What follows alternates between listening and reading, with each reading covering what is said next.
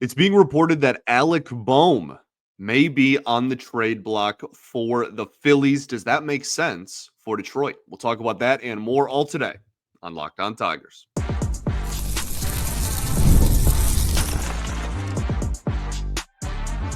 You are Locked On Tigers, your daily Detroit Tigers podcast. Part of the Locked On Podcast Network, your team every day.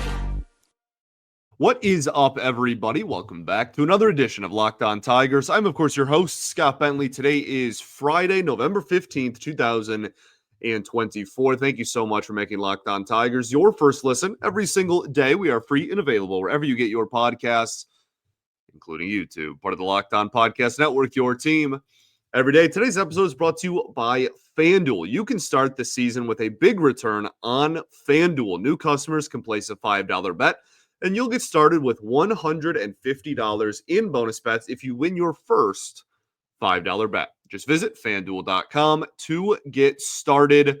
Welcome in, welcome all. Welcome in, welcome all, everybody. Happy Friday, everyone. If I can talk, really a great string of days here in the me talking department. Today we are going to discuss Alec Bohm and whether he makes sense for the Tigers to bring in. He had a really good season this year, was an all-star. He plays third base. A lot of writing is on the wall there. Like, yeah, he would be a pretty nice fit on this Tigers roster. But we're going to break it down a little bit more in depth and talk about why the Phillies would trade him, what this means for the free agent third base market, if it makes more sense to trade for a player rather than sign a player, all of that stuff. And then we're going to end by talking about some more Arizona Fall League news and notes. And then really the bulk of that conversation is just going to come down to this minor league system that the Tigers have, I want to say found themselves having, because that almost sounds like it's like discrediting the work by the front office and the players themselves, who have obviously done a lot of really great work over the last couple of years. But the Tigers farm system is looking pretty darn good at the present moment, but they all have a similar timeline, which I think is kind of the interesting part of all of this. So we'll talk about that a little bit at the end as well. But we're going to start off by talking about Alec Bohm, the third baseman for the Philadelphia Phillies. Being reported by Jeff Passan of ESPN that the Phillies may just trade Alec Bohm and that he might just be on the trade block.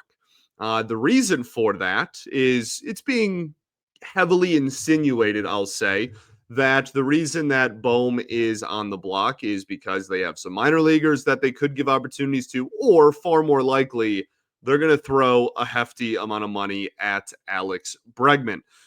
A lot of Detroit Tigers fans are also very interested in Alex Bregman. So if that isn't possible, because Dave Dombrowski is a madman with unlimited funds, and the Astros have already said that Bregman is their number one priority this offseason, and they're going to outbid just about any offer. So if that becomes too rich and too expensive and out of the Tigers' reach to obtain Bregman, then Bohm may be not only one of the best alternative options at third base, he might be the best alternative option at third base that's available this winter, right? And that's not to say he's like obviously not even close to the best third baseman in baseball, right? But among third basemen that are willing to be traded or signed this winter, he might be number two, assuming that this report is accurate and that he's actually on the block behind Bregman. He put up a 3.5 win season, according to Fangraphs, this past year, and was an all-star at 27 years of age. He hit 280 with a 332 OBP, a 448 slug. That comes out to a 779 OPS, which is a 117 OPS plus. So he is a 17% better than league average hitter in the eyes of on-base plus slugging. He hit 15 home runs, had 97 RBIs, which comfortably would have led the Detroit Tigers. Obviously, a better lineup, more players on base, more opportunity to bring in runs. All of that is very true. But that is still a very good number. And that's 2 years in a row. He's had RBI totals in the upper 90s. He had a 6.6% walk rate and a 14.2% K rate. So That's the player. That's the profile. We hear all the time in this organization about the dominate the strike zone mindset and mentality that Scott Harris wants to not only instill in the major league team, but you notice all of the even smaller moves. And we've talked about this before on this show. Like even the smaller moves that he's made, the waiver claims, the minor league signings for guys that'll never sniff the majors are all fit that bill as well. And it's very important to him, clearly, that everybody is on the same boat when it comes to this dominate the strike zone, you will draw walks type of mentality. Bohm, that 6.6% walk rate, well, that's not terrible. It is in the bottom third of baseball among qualified hitters. He is not a high walk rate type of player. That being said, he does have an extremely low strikeout rate. He hit 280 this season and was in the 92nd percentile in strikeout rate. And that is obviously flipped. So 90, he's in the 8 fewest percent of strikeouts. I think I worded that wrong too. He does not strike out very often. That is in the bottom, I guess you could also say 8% in lowest strikeout rate in baseball. So that's a stat where you just want to be in the upper percentiles. He was in the 86th percentile in whiff rate and was in the 95th percentile in expected batting average. Also, he's not just like a slap hitter or just a contact hitter. He had 15 home runs in 2024, and that's in 143 games, and had a 20 home run season in 2023 in 145 games, and gets, 44 doubles this season as well. That's a type of profile that can translate really well to Comerica Park, at least presumably, right? He has very good hard hit rate numbers. He's above league average in nearly all except barrel rate. Nearly all of the, hard hit, squared up, average exit velocity, expected slug, and what have you. And again, his slug this year was almost 450. That's a really solid number, especially for a guy that hits 280. Really solid all-around hitter that does not swing and miss and does not strike out too terribly often. Now, this was also comfortably the best year of Alec Bohm's career. He's a right-handed hitter, which the Tigers very much need and are looking to address this winter. So that checks at least one box. And in each year of his career, he has gradually improved his numbers against right-handed pitching, with, again, obviously this season being his best year of his career against right-handed pitching. He had a 767 OPS and a 276 average against righties. That's really solid. That is really respectable. And he has hit lefties extremely well for his entire major league career. He has always crushed left-handed pitching, which is, again, something the Detroit Tigers need and want. So that's kind of like the base of the profile, the type of player, why it makes sense for the Tigers to go after him. I got a few more points. I want to talk about the defensive side of the ball. I also want to talk about his shortcomings this year. This was not all sunshine and rainbows, despite the picture that I've just portrayed here in segment one. So we'll talk about that. Then we'll talk about the risk reward of, whether it's worth it to go after a guy like this winter for the Detroit Tigers. Okay, we'll do all of that right after this. Got to talk to you today about our friends over at Select Quote. The World Series, the Super Bowl, the Olympics, the world's top athletes get to play in these top-level sporting events thanks to one thing, and that is teamwork. And teamwork can also protect your financial legacy and your family's future. Select Quote's licensed insurance agents are the perfect teammates when shopping for customized, affordable life insurance. They can find you the right policy to keep your financial legacy safely in your family's end zone. Select Quote is one of America's leading insurance brokers with nearly 40 years of experience, helping over 2 million customers and over $700 billion in coverage since 1985. You invest so much time to take care of yourself and to be the healthiest, best version of you. Select Quote's exclusive policies can reward you for that effort. If you're in good health, They work with carriers that can get you same-day coverage for up to $5 million. No medical exam is even required. So head to selectquote.com and a licensed agent will call you right away with the right policy for your life and your budget. SelectQuote, they shop, you save. Get the right life insurance policy for you for less at selectquote.com/locked-on. Go to selectquote.com/locked-on today to get started. Again, that's selectquote.com/locked-on.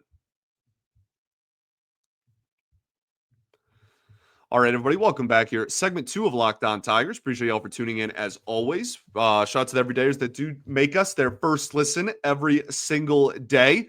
And we will, of course, be back on Monday recapping any news and notes from the weekend. There's some awards that are going to come out on Thursday night. I'm recording this before those awards come out. We kind of know like Tarek Skubal is going to make the All-MLB team. Outside of that, probably not too much Tigers representation, but we'll have a recap of everything on Monday's show, and we'll continue our off-season discussions as well. Today, we're talking about Alec Bohm and whether he makes sense for the Detroit Tigers. We talked a lot about the offense on the defensive side of the ball. Again, third baseman, and that is also a very big Detroit Tiger team need. He was in the 87th percentile in outs above average. He had a +5 OAA at that position this year. Makes him a plus defender. That's always a good thing as well. So he's a plus hitter and a plus defender coming off of his age 27 All-Star campaign. Sounds pretty darn good. Let's talk about the shortcomings in his game. After the All-Star break in 2024, he hit .251 with an on-base percentage that was under 300 and an OPS of just .681. And his poor performance in the entire second half of the year forced the Phillies' hands where they were then benching him in postseason games. So it's not like the entire season start to finish was just all fantastic, but those final numbers would pretty comfortably be one of the best players on the Detroit Tigers roster right now. Okay, I think that both of those things can be true. He also, for whatever it's worth, with runners in scoring position, hit .301 with a .906 OPS over the course of the season. Pretty darn good. So let's talk about his fit on the Tigers roster. Bohm really does fit a lot of needs. Again, good right-handed bat, plays third base. All of those check a ton of boxes that most fans have on their wish list for the Detroit Tigers organization this winter. And he could be a potential middle-of-the-lineup bat. And if you add a middle-of-the-lineup third baseman, I think most people are going to look back and think, wow, this was a successful offseason. Bohm is about to be in his age 28 season in 2025 and still has 2 years of team control left as well. So why would the Phillies do this? Why would they trade their 3.5 WAR third baseman who still has 2 years of team control left? It really does sound like, as we mentioned at the top of the show, that they are going to make a push for Alex Bregman. I think personally, and this is just my reading on the situation, and that's worth next to nothing. Like, I don't know anybody in the Phillies organization personally. I have no clue how serious or not serious him on the trade block actually is. From where I sit, I think they would have to be blown away by an offer. I think they're looking for an overpay for Bohm. They put an all-star caliber player up there. They get blown away by an offer. They can add a lot of pieces into their organization. Then they can still get a at least net zero, if not still an upgrade at third base if they end up throwing a ton of money at Bregman and outbid the Astros as well. So I think that's kind of how I see this unfolding. But I mean, what do I know? Like that maybe there's something internally going on where they feel like it's in the best interest of the team to move on from Bohm. And ultimately, the report is from the biggest baseball writer on the planet right now, and he's pretty confident that Bohm is going to be on the trade block. He just put up a 3.5 win season, still has 2 years of control left, and that right there is why he is also going to cost you a pretty hefty price tag. You are not going to just be able to get this guy for some scraps, right? Like you're going to have to put up and give up some legitimate pieces if you are in the camp of we need to go get Alec Bohm. This is not going to be, oh, well, let's just give him Torkelson. Like that, I see Torkelson in every single mock trade, in pretty much every single episode I put out lately. It's like, well, could we trade for this guy? We'll just give him Torkelson. Like that's not going to cut it. You're not going to be able to do that for Bohm. You're going to have to give up legitimate pieces. I don't know if the Phillies, I'd imagine, because it's a Dombrowski team, that they're going to be in win now mode. So maybe that's not a fit, because I don't know how many win now moves the Tigers can give the Phillies. The Phillies are a much better roster still than the Detroit Tigers, especially on the offensive side of the ball. And like they're not going to trade Skubal for Alec Bohm. They are not going to trade like Riley Green. I don't think they're going to trade Parker Meadows. Like they're not going to trade any of the core pieces on the offensive side of the ball. I don't know. I think that is where it starts kind of getting messy, and it might be somewhat of a weird fit if you're trying to connect the pieces of a jigsaw puzzle there. Like, okay, they trade Bohm. Are they really looking for minor league help? If they are, then we're in luck, and that this could be. We'll talk about that in segment 3. This could be a decent fit. Excuse me. But if they're looking for a win now, help the major league roster type of move, I don't know how much help a worse roster, especially, again, not including pitchers, is really going to be. I mean, heck, the Phillies have one of the best rotations in baseball this year, too, for most of the year. It's going to be weird. Again, it really depends on what the Phillies want. So ultimately, is this worth it?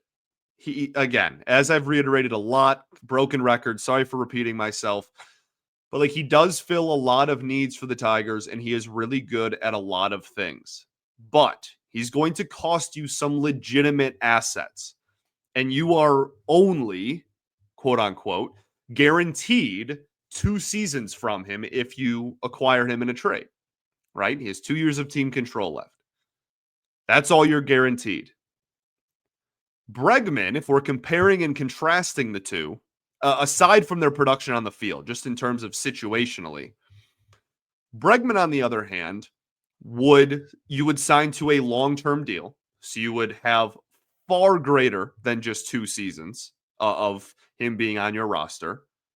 And all it would cost, again, quote unquote, is money. And I obviously that is in heavy quotes when I say all that would cost you. But the difference of signing a player versus trading a player can be massive, right? Because of that. Do you want to give up multiple players that potentially could be really darn good for this team going forward to get Bohm right now? Or do you want to keep all of the players you have and just open the checkbook a little bit and get a free agent third baseman that you can also sign to much longer than just 2 years? Now, obviously, you can extend Alec Bohm. There's nothing that says that he's only going to be here 2 years. You can work out an extension. You can re-sign him in 2 years. I'm not saying that it's only going to be 2 years no matter what. But then you're talking about money and players to still acquire him. So I think that's kind of a fine line to walk there as well. If you are really doing asset management, it might be in better interest to just break the bank for the first time in forever and actually just bring in a high flying, free agent. And you can correlate that to yesterday's show as well. I know there were quite a few people that voiced their displeasure with the Lamont Wade Jr. situation. I respect the heck out of that. I love differing opinions because, as I say all the time, there's a million different ways to build a winner. If there was only one way to build a winner, then everybody would just win all the time. So I think that, again, that going the trade route is fascinating because I don't want to give up on several of these players that we have kind of brewing in the minors that we're going to about to talk about here after the break. But if you can get me a really, really good starting major league player, like I don't want this to be a Family Guy situation either, where like that scene in Family Guy where Peter gets the do you want the mystery box or the boat? And he goes, well, let's take the mystery box. It could be anything, even a boat, right? What's the best case scenario for some of these guys? Obviously, that's case to case. That's different for everybody and for each player you talk about. But if a player's ceiling is being a 3.5 win player, well, heck, let's just get it now. So I'm constantly debating in my head on which side of the aisle. I would love to add Alec Bohm to this team, and I think that it's a really good fit that makes a ton of sense. I really like the multiple years of control. I think that that's a great thing, but I'm not giving up a top prospect that we have that like a true top prospect. I'm not saying you just give him scraps. That's, again, not going to work. But he's not going into the like Job, Max Clark like territory of prospects. That's not happening. I would then just lean Bregman if that was the case. So it really all depends on the price tag. Let's talk about some of those minor leaguers. We'll talk about the AFL, kind of the Tigers system as a whole, and how it looks going forward. We'll do all of that right after this. Got to talk to you today about our friends over at FanDuel. Get ready to tackle the NFL action with FanDuel, America's #1 sports book. Goodness, because right now new customers can bet $5 and get $150 in bonus bets. The FanDuel Sportsbook app gives you everything you need to place live bets on the NFL all in one place. So when you get a hunch in the middle of a game, you can check out the latest stats, view live play-by-play, and so much more on the same page where you place all of your bets. Just visit FanDuel.com to join today, and you'll get started with $150 in bonus bets if you win your first $5 bet. That's FanDuel.com. Never waste a hunch and make every moment more with FanDuel, an official sportsbook partner of the NFL.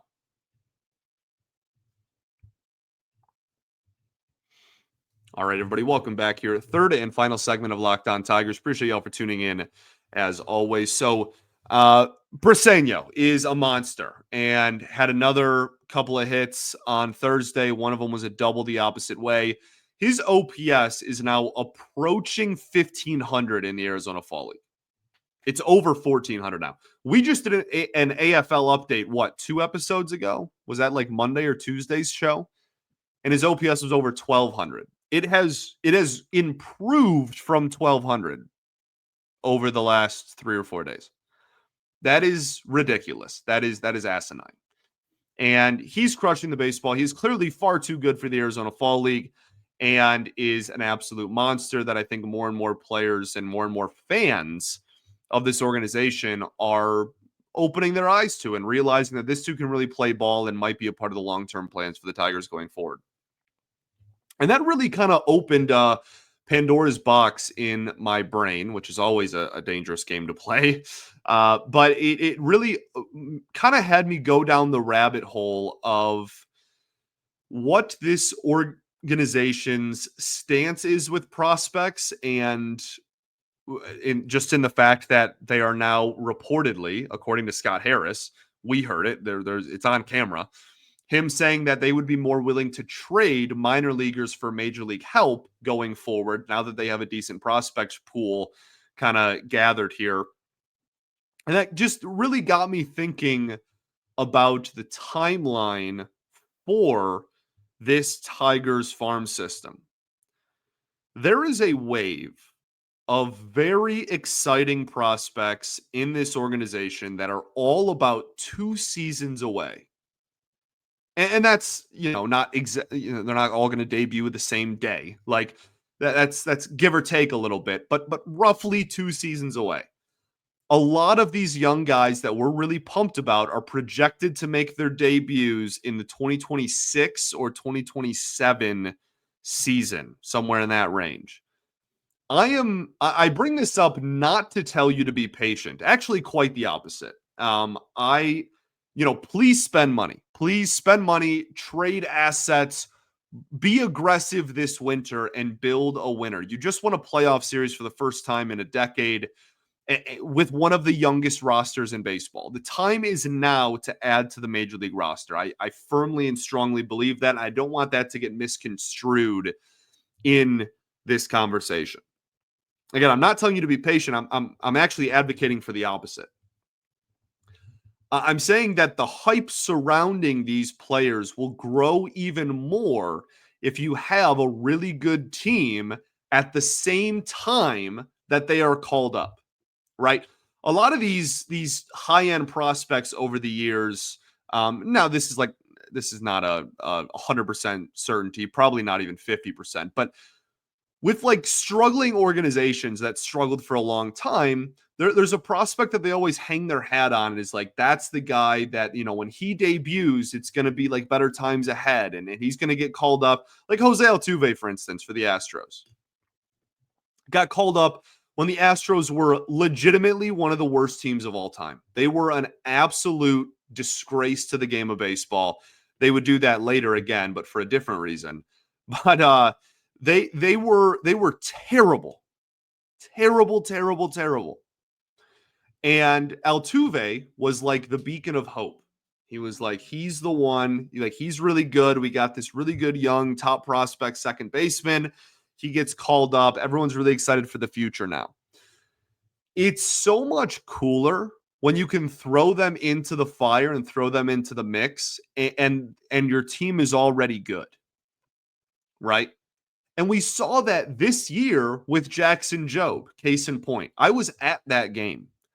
That was a packed house, and everybody was on their feet for the entire ninth inning and had their phones out and were recording. And there was a "We Want Jobe" chant in the eighth inning before he came in. Like, it is significantly healthier and better for an organization to already be competitive when they call up then they're really talented prospects. The hype will only be better. I'm saying it should be both happening at the same time. That is a healthy, sustainable organization. That is what that looks like. The Dodgers are a great example of that. Why does it have to be one or the other? It's so frustrating to me when anybody talks about, like we got to go all in and just like, we have to completely mortgage the future and go all in. Like, no, you don't. You can do both. And obviously the opposite too. Oh, we can only think about the future. That is infuriating.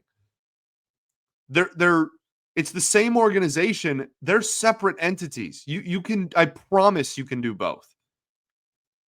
The best organizations in baseball right now do both. So, all of this is to say, do not use this youth wave that are all going to be around like high single A / double A this year.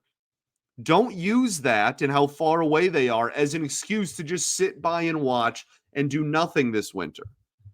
Do not do that. I will lose my mind. All we've been hearing about is we can't add a ton of players because we need to make sure that we're not roadblocking the young players. And we have to make sure, okay, well, we have a young core that's good. And the next wave of young players are all still years away. They are not coming up. Briseño's not making his debut in 2025. Max Clark is not walking through the door in 2025. Kevin McGonigal is not playing for the Tigers in 2025. The next wave is over a season away. You just won a playoff series. Do both. You can do it. Thanks for making Locked On Tigers your first listen every single day. Shout out to every day that do tune in every day. We will, of course, be back on Monday, keeping the off-season conversations rolling. I appreciate you all greatly. Yeah, y'all are the best, man. We'll be back Monday. Have a great weekend. Peace and love. Going to therapy's dope, and I'll catch y'all then, baby. Go Tigers.